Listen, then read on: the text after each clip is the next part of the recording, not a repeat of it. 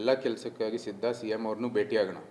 ಆದರೆ ನನಗಿಂತ ಹೆಚ್ಚಾಗಿ ಅವರೇ ಒಂದು ಸವಾಲಾಗಿ ತಗೊಂಡು ಕೆಲಸ ಆಗಿರೋದು ಅತಿ ಅವಶ್ಯ. ಇವತ್ತು ಅವರ ಇಡೀ ಚುನಾವಣೆ ನಾವು ಎದುರಿಸಿದ ಸಂದರ್ಭದಲ್ಲಿ ಅವ್ರು ಏನು ಹೇಳೋದು, ಪ್ರತಿಷ್ಠೆಯ ವಿಚಾರ, ನನ್ನ ತವರು ಇದು ಅಂತ ಹೇಳಿಬಿಟ್ಟು ಚುನಾವಣೆಯನ್ನು ಎದುರಿಸಿದ್ರು. ಆ ಸಂದರ್ಭದಲ್ಲಿ ಇದೆಲ್ಲ ಭಾಳ ಮುಖ್ಯ ಅವರಿಗೆ. ಆದರೆ ಇವಾಗ ಆಡಳಿತ ಪಕ್ಷ ಆಗಿ ಇವತ್ತು ಏನು ದಾಖಲೆ ಮಾಡಿರ್ತಕ್ಕಂಥವರು ಸಿ ಎಮ್ ಆಗಿ ಇದು ಎಲ್ಲ ಭಾಳ ಗಂಭೀರವಾದಂಥ ಪ್ರಕರಣ ಬರುವಾಗ ಅವರು ಒಂದು ನಿಜವಾಗೂ ಇದೊಂದು ಸವಾಲಾಗಿ ತಗೊಂಡು ಅದನ್ನ ಏನೋ ಒಂದು ಒಳ್ಳೆ ಪರಿಹಾರ ಕೊಡಬೇಕಾಗಿರ್ತಕ್ಕಂಥದ್ದು ಅವ್ರ ಕರ್ತವ್ಯ.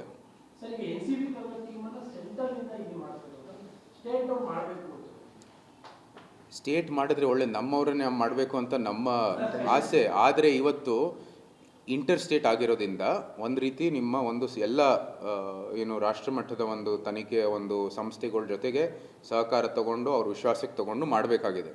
ಆದರೆ ಇಲ್ಲಿಯವ್ರ ಮೇಲೆ ಒಂದು ಅನುಮಾನ ಇರುವಾಗ ಏನು ಮಾಡ್ಬೋದು ಅವರು? They have to act independently ತಾನೇ.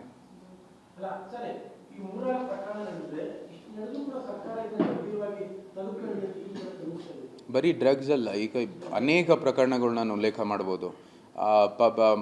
ಸಣ್ಣ ಅಪ್ರಾಪ್ತ ಹುಡುಗಿ ನಮ್ಮ ದಸರಾ ಆಗಿದ್ದ ಕೂಡಲೇ ರೇಪ್ ಮತ್ತು ಮರ್ಡರ್ ಆಗಿರ್ತಕ್ಕಂಥದ್ದು, ಹಲವಾರು 2-3 ಮರ್ಡರ್ ಆಗಿದೆ. ಗ್ಯಾಂಗ್ ರಿಲೇಟೆಡ್ ಇರ್ಬೋದು, ಆದರೂ ಸಹ ಅದು ಜೀವನೇ ಅದು ಒಂದು ರೀತಿ ಅದೆಲ್ಲ ಕಣ್ಣಿಯ ಒಂದು ಬೆಳವಣಿಗೆ.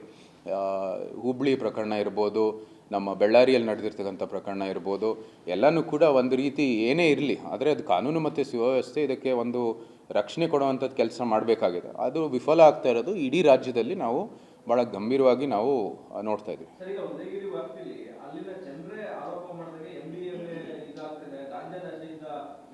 100% ಪೊಲೀಸ್ ಸ್ಟೇಷನ್ಗೆ ಗೌರವ ಇಲ್ವಲ್ಲ. ಪೊಲೀಸ್ ಸ್ಟೇಷನ್ ಮೇಲೆ ಅಲ್ಲೇ ನಡೆದಿದೆಯಲ್ಲ ಉದಯಗಿರಿಯಲ್ಲಿ. ಸ್ಟೇಷನ್ಗೆ ನಿಮಗೆ ಗೌರವ ಇಲ್ಲದೆ ಇದ್ರೆ, ಸ್ಟೇಷನ್ ಬಗ್ಗೆನೇ ಒಂದು ಭಯ ಇಲ್ಲದೆ ಇದ್ರೆ ಇನ್ನೇನು ಮತ್ತೆ?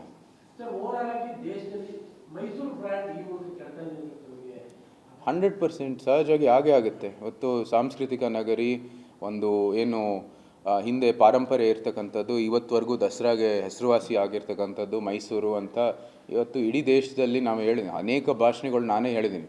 ಮೈಸೂರು ಮತ್ತು ಕೊಡಗು ಅಂತ ಕ್ಷೇತ್ರ ಪ್ರತಿನಿಧಿಸುವಂಥದ್ದು ಸೌಭಾಗ್ಯ ಏನಿದೆ ಅಂದರೆ, ಕೊಡಗು ತಮ್ಮ ಶೌರ್ಯತೆಗೆ ತಮ್ಮದೇ ಆದಂಥ ಪ್ರಕೃತಿಗಾಗಿ ನಾನು ಅದು ಯಾರಿಗೂ ಪರಿಚಯ ಮಾಡೋ ಅವಶ್ಯಕತೆ ಇಲ್ಲ. ಅದೇ ರೀತಿ ಮೈಸೂರು ಅದರ ಪಾರಂಪರ್ಯ ಮತ್ತು ಸಂಸ್ಕೃತಿ ಇರೋದ್ರಿಂದ ನಿಮ್ಗೆ ಯಾರಿಗೂ ಪರಿಚಯ ಮಾಡೋ ಅವಶ್ಯಕತೆ ಇಲ್ಲ. ಬೇರೆ ಕ್ಷೇತ್ರಗಳು ಅವ್ರು ಹೇಳಬೇಕಾಗಿದೆ ಇದು ಎಲ್ಲಿದೆ, ಏನು ಮಾಡ್ತೀವಿ ಇತ್ಯಾದಿ ಎಲ್ಲ. ಮೈಸೂರು ಕೊಡಗು ಅಂದಿದ ತಕ್ಷಣ ಎಲ್ಲರಿಗೂ ಗೊತ್ತಿದೆ. ಇವತ್ತು ಅದೇ ಮೈಸೂರು ಇವತ್ತು ಡ್ರಗ್ಸ್ಗೋಸ್ಕರ ಇವತ್ತು ಹೆಸರುವಾಸಿ ಆಗ್ತಾ ಇದೆ. 2 ಬಾರಿ ಮಾಡಿದ್ದೀನಿ. ಕೈನ ಮುಖಂಡರು ರಾಷ್ಟ್ರ ಮಟ್ಟದಲ್ಲಿ ಯದುವೀರವರು ಮೈಸೂರು ಮಾಲ ಹರಾಜಾಗ್ತಾ ಇದ್ದಾರೆ ಅಂತ ಆರೋಪಗಳು ಮಾಡಿದ್ರು ಸರ್. ಅದ್ರ ಬಗ್ಗೆ ಈಗ ನೀವು ಹೇಳಿದ್ರು ಅದೇ ಸಂಸತ್ತಲ್ಲಿ ಹೇಳಿದ್ರು ಇದು ಘಟನೆಗಳೆಲ್ಲ ನಡೆದುವಾಗ ಸೂಕ್ತವಾದಂಥ ಜನರು ನನ್ನ ಆಯ್ಕೆ ಮಾಡಿರ್ತಕ್ಕಂಥ ಕಾರಣಕ್ಕಾಗಿ ಆ ಸಂಸತ್ನಲ್ಲಿ ಮಂಡಿಸುವಂಥದ್ದು ಕರ್ತವ್ಯ ಇದೆ. ಇಲ್ಲಿ ಯಾವುದೇ ರೀತಿಯ ಪ್ರತಿಕ್ರಿಯೆ ಇಲ್ಲದೆ ಇರುವಾಗ ನಾನು ಅಲ್ಲಿಗೆ ಹೋಗ್ಬಿಟ್ಟು ಇಲ್ಲಿಯ ಸಮಸ್ಯೆಗಳನ್ನು ಬಗೆಹರಿಸುವಂಥದ್ದು ಕೆಲಸ ಇದೆ. ನೋಡಿ, ಔಷಧಿ ಬಂದಾಗ ಅದು ಕಹಿ ಇದ್ದೇ ಇರುತ್ತೆ, ಆದರೆ ನುಗ್ಲೇಬೇಕಾಗಿರ್ದೆಯಲ್ಲ ಸರಿ ಮಾಡಿಸ್ಕೊಳ್ಳೋಕ್ಕೆ.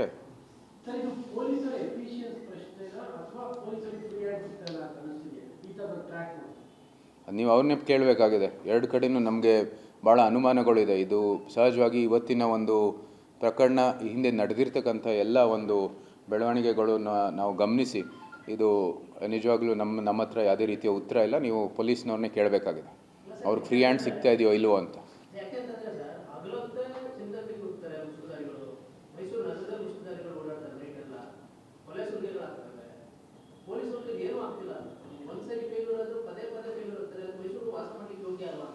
ನೋಡಿ, ಎಲ್ಲ ಇದು ಒಂದೇ ಇಲಾಖೆ ಇದರಲ್ಲಿ ಸಂಪೂರ್ಣವಾಗಿ ಅವರೇ ಒಂದು ಕಾರಣ ಅಂತ ನಾನು ಹೇಳಕ್ಕೆ ಹೋಗಲ್ಲ. ಯಾಕಂದರೆ ನೀವು ಪೊಲೀಸ್ ಇದು ಏನೋ ವ್ಯವಸ್ಥೆ ಇದೆ ಇಡೀ ಭಾರತದಲ್ಲಿ, ಅದರಲ್ಲಿ ಕರ್ನಾಟಕದಲ್ಲೂ ಕೂಡ ನೀವು ಬರೀ ಸಮರ್ಥರಾಗೆ ಒಂದು ಹುದ್ದೆಗೆ ಬರ್ತೀರ. ಸೊ ಅದರಲ್ಲಿ ನಂಬಿಕೆ ಇದೆ.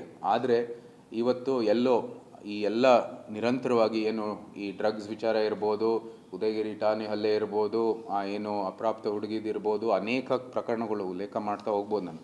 ಅದೆಲ್ಲ ಒಂದು ಅನುಮಾನ ತಂದಿದೆ. ನಮ್ಮ ಏನು ವಿಶ್ವಾಸ ಇತ್ತು ನಮ್ಮ ಕಾನೂನು ಮತ್ತು ಸುವ್ಯವಸ್ಥೆಯಲ್ಲಿ ಎಲ್ಲೋ ಒಂದು ಕಡೆ ಅದು ಇಂಥ ಒಂದು ಪ್ರಕರಣಗಳು ಮುಂದುವರಿತಾ ಇದ್ದರೆ ಅದು ಕಡಿಮೆ ಆಗೇ ಆಗುತ್ತೆ.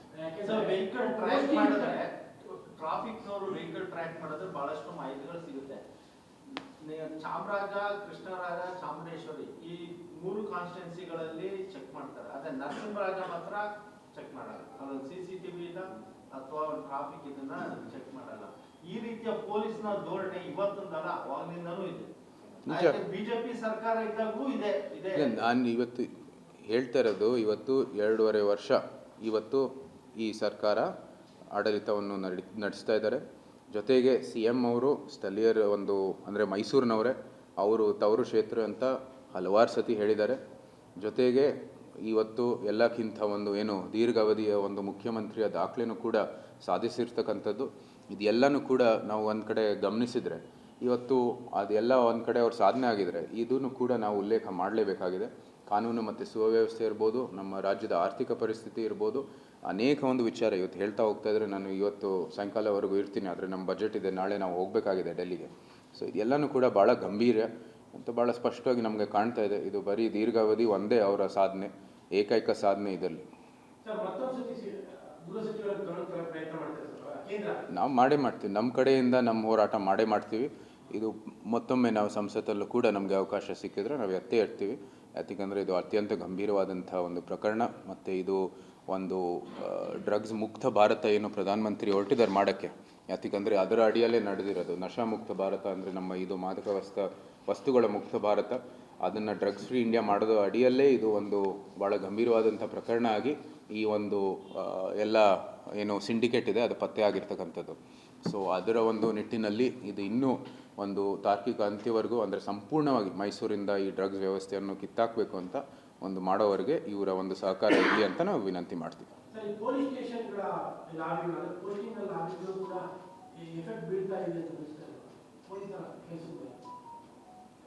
ನಿಮಗೆ ನೋಡಿ, ಅದು ಮಾಹಿತಿ ಯಾವುದೇ ಆಧಾರ ಮೇಲೆ ಸುಮ್ಮನೆ ನಾನು ಅಥವಾ ಯಾವುದೇ ಒಂದು ಸ್ಪಷ್ಟವಾದಂಥ ಮಾಹಿತಿ ಇಲ್ಲದೇ ನಾನು ಸುಮ್ಮನೆ ಆರೋಪ ಮಾಡಲ್ಲ. ಆದರೆ ಇವತ್ತು ನಮಗೆ ಮೈಸೂರಿನಲ್ಲಿ ಅತ್ಯಂತ ಗಂಭೀರವಾದಂಥ ಪ್ರಕರಣವನ್ನು ಆಚೆಗೆ ಬಂದಿದೆ. ಅದು ಇದು ಒಂದೇ ಪ್ರಕರಣ ಅಲ್ಲ, ಸತತವಾಗಿ 1 ವರ್ಷದಿಂದ ಈ ಥರ ನೋಡ್ತಾ ಇದ್ದೀವಿ ಇಂಥ ಪ್ರಕರಣಗಳು. ಇದಕ್ಕೆ ಕಠಿಣ ಕ್ರಮ ತಗೋಬೇಕಾಗಿದೆ.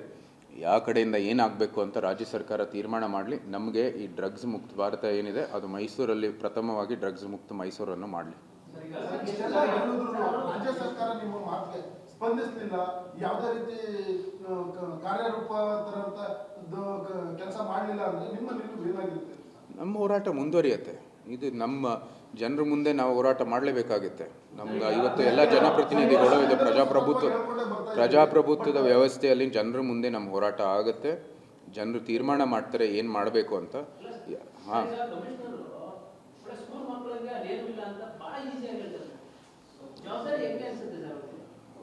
ನೋಡಿ, ನಾನು ಆಗಲೇ ಹೇಳಿದ್ದೀನಿ, ನಾನು ಕೂಡ ಅವ್ರು ಹೇಳಿರ್ತಕ್ಕಂಥ ಮಾತು ಮೇಲೆ ನಮ್ಮ ಏನು ಘೋಷಣೆನೂ ಕೂಡ ಮಾಡಿದ್ದು. ಸೊ ಅವರು ಜವಾಬ್ದಾರಿಯುತ ಸ್ಥಾನದಲ್ಲಿರುವಾಗ ನಾವೆಲ್ಲರೂ ಅವ್ರು ಹೇಳೋ ಮಾತು ಮೇಲೇ ನಮ್ಮ ನಿಲುವನ್ನು ಕೊಡ್ತೀವಿ. ಇವತ್ತು ನಮಗೂ ಕೂಡ ಅದು ಒಂದು ರೀತಿ ತಪ್ಪು ಮಾಹಿತಿ ಕೊಟ್ಟಿದ್ದೀವಿ ಅಂತ ಎಲ್ಲರ ಮುಂದೆ ಅದು ಸ್ಪಷ್ಟವಾಗಿ ಗೊತ್ತಾಗುತ್ತೆ. ಸೊ ಇವತ್ತು ಅವರು ತಮ್ಮ ಒಂದು ಹೇಳಿಕೆಗಳು ಹೇಳುವಾಗ ಜವಾಬ್ದಾರಿಯುತ ರೀತಿಯಲ್ಲಿ ಕೊಡಬೇಕು. ಎಲ್ಲ ಮಾಹಿತಿಗಳು ಜನರ ಮುಂದೆ ಇಡಬೇಕಾಗಿದೆ, ಮಂಡಿಸಬೇಕಾಗಿದೆ. ಅದರ ಮೂಲಕನೇ ಅವರ ಒಂದು ಸ್ಪಷ್ಟವಾದಂಥ ಒಂದು ಮಾಹಿತಿ ಆಚೆಗೆ ಬರುತ್ತೆ. ಇವತ್ತು ನಾವೆಲ್ಲ ಅದನ್ನ ಕರೆಕ್ಟ್ ಮಾಡಬೇಕಾಗಿರ್ತಕ್ಕಂಥದ್ದು ಅನಿವಾರ್ಯವಾಗಿ ಮಾಡಿದ್ದೀವಿ.